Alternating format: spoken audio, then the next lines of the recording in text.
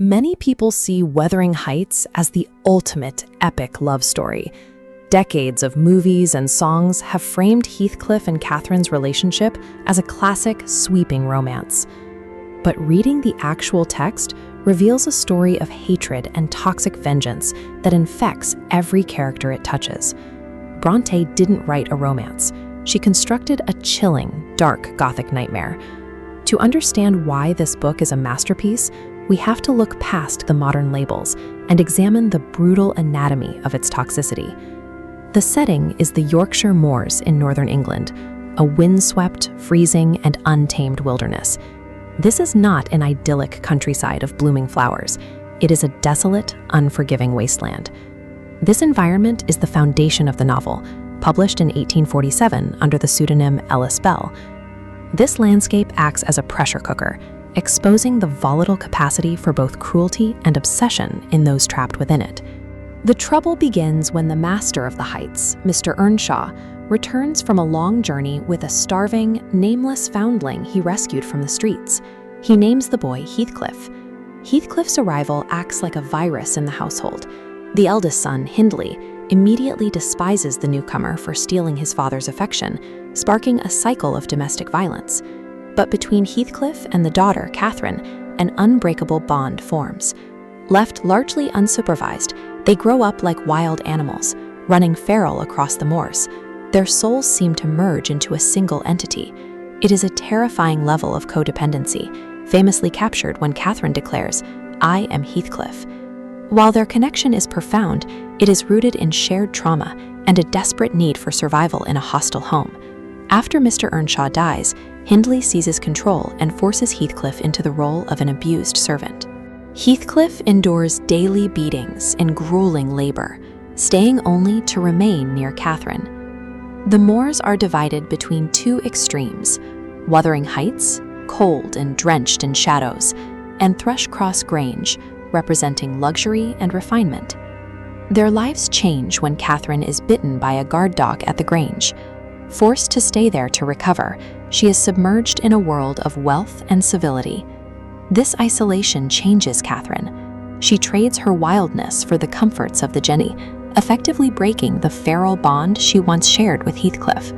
When Catherine finally returns home, she plays the part of a high society lady. She looks at Heathcliff, who is covered in the dirt of the fields, and feels a new, destructive emotion: shame. She begins to crave the status offered by the rich Edgar Linton, choosing the comfort of the Grange over her connection to the Heights. The tension breaks one evening when Heathcliff secretly eavesdrops on Catherine as she confesses her secrets to the housekeeper. He hears the words that destroy their relationship. "Edgar Linton has asked me to marry him, and I've accepted. It would degrade me to marry Heathcliff now." Catherine still believes Heathcliff is half her soul, but her greed for status and social standing has won out. Shattered by the betrayal, Heathcliff flees into a violent storm before he can hear the rest of Catherine's confession. In the world of the moors, love is not a healing force. It is a weapon that characters use to dismantle one another. The heartbroken boy who ran into that storm would never return. He disappears for years, leaving his humanity behind in the wilderness. When Heathcliff finally reappears, he has replaced his grief with a singular, cold purpose: to systematically ruin every person who ever stood in his way. He returns not as a lover, but as a calculating monster, a reminder of how systemic cruelty can permanently disfigure the human soul. Pop culture often paints Heathcliff as a brooding romantic, a tragic lover wandering the misty Yorkshire moors. The actual text of Emily Bronte's Wuthering Heights, a Gothic novel published in 1847, paints a much darker picture. 3 years have passed since Heathcliff ran away into the storm. In that time, Catherine Earnshaw has been buried alive in the soft luxury of Thrushcross Grange. Thrushcross Grange is the wealthy, highly civilized estate belonging to the Linton family. Catherine is married to Edgar Linton now, wearing elegant dresses and commanding an army of servants. To the outside world, the feral girl of the moors has been tamed. The estate is peaceful, but it is the peace of a graveyard. One evening, a tall, impeccably dressed gentleman steps out of the gloom and onto the manicured lawns. This is Heathcliff. The dirty, abused servant boy who vanished 3 years ago is dead. In his place stands a cold, calculating mastermind with an unexplained fortune. Edgar's younger sister, Isabella Linton, looks at this mysterious newcomer and sees a fairy tale figure. She dangerously assumes he is a misunderstood hero who can be saved by her love. He is not looking for love. Heathcliff returns to the Grange as a parasite, carrying a calculated, unquenchable thirst to absolutely destroy everyone who ever wronged him. His first target is the architect of his childhood misery, Hindley Earnshaw. Following the death of his wife, Hindley has spiraled into a broken, violent alcoholic.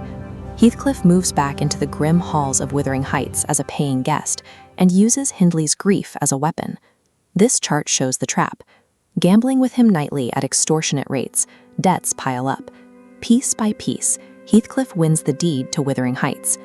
Hindley becomes a captive in his own home, kept alive simply because Heathcliff enjoys watching him drink himself to death.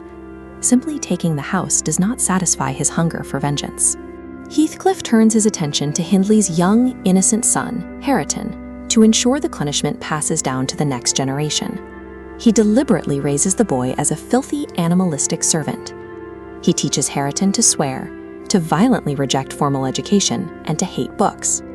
Heathcliff forces Hareton to live the exact same nightmare that Hindley had once forced upon him. By architecting a perfect mirror of his own ruined childhood directly onto his enemy's bloodline, Heathcliff ensures his cruelty is permanent. The Linton family is next. To torture Edgar for marrying Catherine, Heathcliff seduces the naive Isabella, manipulates her into eloping, and drags her away from the safety of the Grange to the terrifying gloom of Wuthering Heights. The moment they are married, his mask slips entirely. He tells Isabella plainly that he despises her, and that she is nothing more than a tool to inflict agony on her brother. To prove exactly what kind of man she has married, Heathcliff subjects her to horrifying psychological abuse, culminating in a deeply disturbing moment where he hangs Isabella's beloved pet spaniel by its neck from a bridle hook. Back at Thrushcross Grange, Catherine is caught in the crossfire of this escalating conflict. She is trapped between the gentle, civilized world of her husband and the obsessive, dark force of Heathcliff. Unable to reconcile these two halves of her existence, Catherine's mind violently fractures. She weaponizes her own body against the men who love her, locking herself away, refusing to eat for days, and throwing screaming fits that shake the walls of the estate. Physically wasting away and suffering from severe hallucinations, she tears open her pillow with her teeth. She pulls out the feathers one by one, deliriously sorting them, hallucinating she is back on the moors, recognizing the feathers of lapwings. A lapwing is a ground-nesting bird common to the Yorkshire wilderness. The psychological warfare between Edgar and Heathcliff uses Catherine as the ultimate battleground. The crossfire turns her own mind against her, making her sanity the final casualty. Heavily pregnant and physically ruined, Catherine is on the brink of death. When Edgar leaves the Grange to attend Sunday service at the chapel, Heathcliff sneaks onto the grounds and forces his way into her sick room. If you expect a tender, tear-jerking goodbye here, erase that image from your mind. When they embrace, it is a violent, desperate collision. He clutches her so tightly he leaves dark bruises on her paled flesh, and they tear into each other like starving wolves. Catherine accuses Heathcliff of being the cause of her death. In response, Heathcliff screams that he could never forgive the woman who murdered his soul. When Edgar returns from church, Catherine faints directly into Heathcliff's arms. Mere hours later, after giving birth to a premature daughter, Catherine Earnshaw draws her last breath. Waiting outside in the freezing garden, Heathcliff learns the news. He does not weep, and he does not pray for her soul. Instead, he howls like a savage beast being goaded with knives, and he smashes his head against the knotted trunk of an ash tree until the bark is smeared with his own blood. Looking up into the empty night sky, he screams a curse. He demands that Catherine's ghost haunt him for the rest of his days. "Drive me mad," he begs. "Only do not leave me in this abyss, where I cannot find you." Catherine's death does not extinguish Heathcliff's wrath, it immortalizes it. With her gone, the last shred of his humanity vanishes into the dark moorland wind. he is completely hollowed out, leaving behind a monster ready to exact a terrifying generational curse on the innocent children of his enemies. 17 years after the violent death of Catherine Earnshaw, the Yorkshire moors remain locked in a grim, stagnant silence. Heathcliff buried his heart in the earth alongside her, and the years have not softened him. His grief has crystallized into pure, unrelenting cruelty. With his initial revenge complete, he now directs his wrath at the next generation. He intends to punish the children for the sins of their parents by seizing both family estates, Wuthering Heights and Thrushcross Grange. To navigate the legalities of the time, Heathcliff uses his estranged, sickly son as a pawn. He claims the boy and brings him to Wuthering Heights, positioning him as the key to inheriting the Linton fortune. He then exploits the kindness of young Cathy, the daughter of his former rival. By physically imprisoning her at the Heights, he forces a marriage between her and his dying son, legally tethering the Linton inheritance to his own bloodline. The transfer of wealth is finalized through two rapid deaths. Edgar Linton dies of a broken heart, followed mere weeks later by Heathcliff's own son. According to the laws of the era, the total ownership of both estates falls to Heathcliff. He has achieved absolute victory. The Linton bloodline is gone, the Earnshaws reduced to a servant. Yet, as he stands at the summit of his vengeance, he finds ruining these families has done nothing to ease the agony inside him. Heathcliff looks around the silent rooms of his conquered kingdom and finds the victory hollow. He has run out of enemies to destroy. The anger that fueled him for 2 decades has burned out, leaving behind a terrifying exhaustion. He has spent his life training to demolish these 2 houses, only to find that he no longer has the will to lift a single slate off of the heavy roof. He has discovered the limit of his power. Worldly revenge cannot bridge the vast gap between the living and the dead, leaving him alone in an empty house. As Heathcliff's will falters, the surviving heirs, young Cathy and the abused, illiterate servant boy, Hareton, begin to interact. While Cathy initially mocked Hareton's ignorance, their shared misery under Heathcliff's roof eventually draws them together. They begin to break the cycle of generational trauma through small, empathetic acts. Cathy teaches Hareton how to read, and they work together to plant a garden in the cold moorland soil. Heathcliff finds himself unable to stop them. When he looks at the children, he sees Catherine's eyes staring back at him from both faces.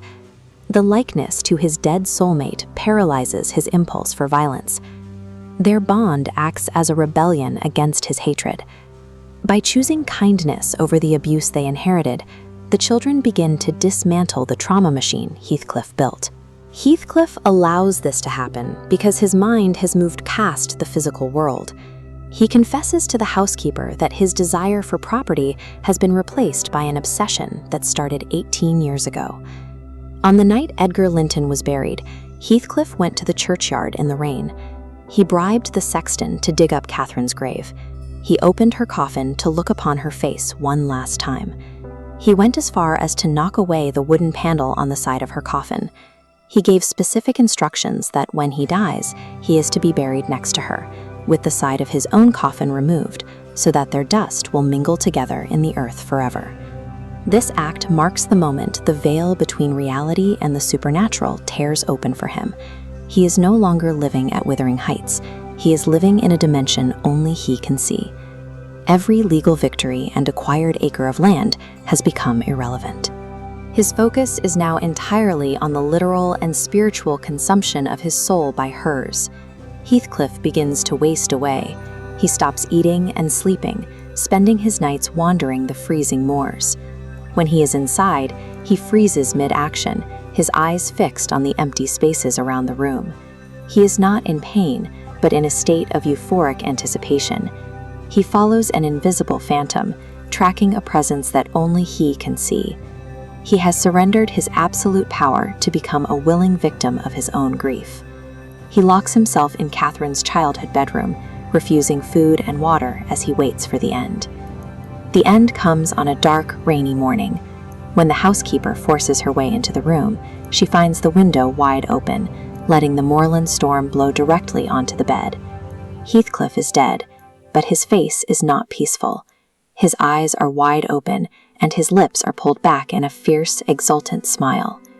Even in death, his gaze is fixed on the moors. With his death, the darkness that has gripped the Heights for decades finally lifts.